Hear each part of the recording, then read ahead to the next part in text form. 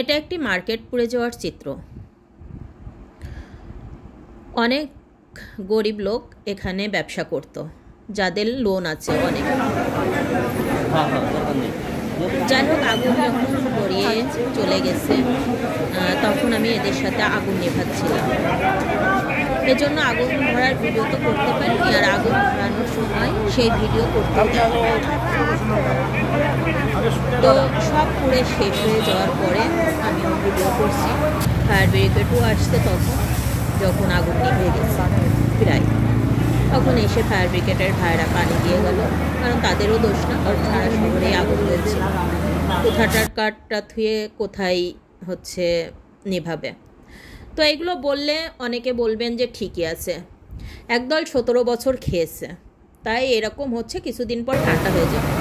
ভাই, যাদের পেটের লাথি মারলেন তাদের কী হবে? তাদেরকে কে সাহায্য করবে? তারা কি সরকারিটা খেয়ে রেখেছে?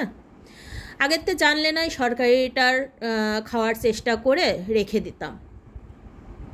আমরা তো কেউ সরকারির এক কানা করি কিচ্ছু খাইনি, দিন আনছি দিন খাইছি।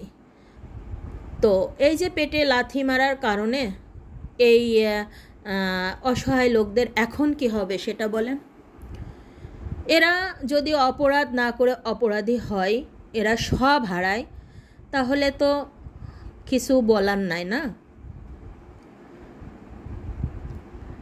যাই হোক, আপনারা ভালো থাকবেন, দোয়া করবেন যেন আমরা চারটে ডাল ভাত খেয়ে বেঁচে থাকতে পারি। আমরা কোনো আমলেই সরকারের তা খাইনি, আর হয়তো খাবও না। কষ্ট করি, হয়তো সেটার থেকে বেতন দেয় বা দেয় এই জন্য। আর এখন তো আর চাকরি বাকরি নাই, ব্যবসা বাণিজ্য করে হালাল রোজগার করে খাওয়া হয়। তারপরও কপালে ছিল, তাই হয়ে গেছে। তো সবাই দোয়া করবেন যেন এর থেকে আল্লাহ পাক পরিবার নিয়ে সবাইকে বাঁচার তৌফিক দেয়।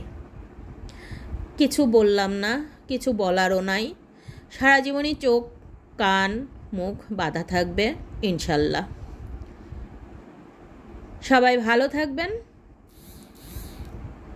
সবাই আরও বেশি বেশি করে দোয়া করবেন যেন আমরা এটা ধৈর্য ধারণ করতে পারি, সইতে পারি।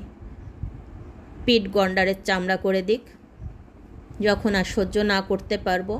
আত্মহত্যা মহাপাপ, যদি কেউ কষ্টে থাকে আত্মহত্যা করা যাবে না। আল্লাহ পাক যেন দুটো ডাল ভাত জুটিয়ে খাওয়িয়ে বাঁচিয়ে রাখে, আর যেন কোনো নিরীহ মানুষের ক্ষতি না হয়, এইটুকু দোয়া করেন অন্তত। এই দোয়াটুকু করতে আপনাদের কোনো রাজনীতি করা লাগবে না। ভালো থাকবেন, আল্লাহ হাফেজ।